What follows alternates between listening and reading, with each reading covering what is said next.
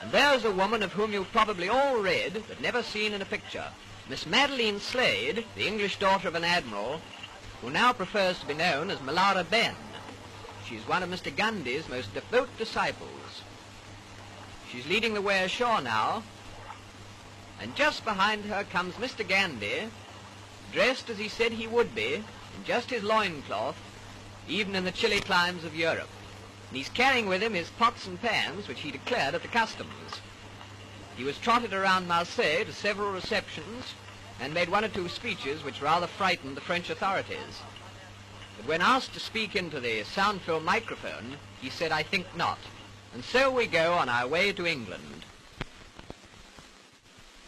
Well, here we are at Folkestone, with the Biarritz coming alongside, and as Gandhi said, in proper English weather, pouring rain and bitterly cold. Miss Slade was the first ashore to tend to the luggage, that is, the goat's milk, etc. She was followed by Gandhi's son, and then came the little man, still scantily clad, but with an extremely wet blanket around his tiny frame. I'm sure he must have been frozen. We were in thick overcoats. He picked his way through the puddles along the quay side, and he was wearing sandals, by the way, to the waiting motor car, for he decided that he'd rather go up to London by road. He insisted on sitting up in the front seat with the driver. He said that he could see better that way. So he tucked himself in, and so off to London, whilst his followers went by the boat train. In town, quite a lot of people had waited in the pouring rain outside the Friends Meeting House on the Euston Road to see what he really looked like. But at first they were quite disappointed, because he went in the back way.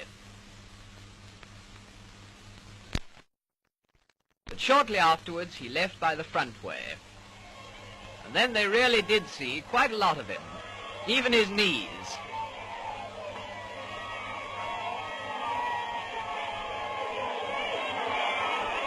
No, he won't speak into the microphone.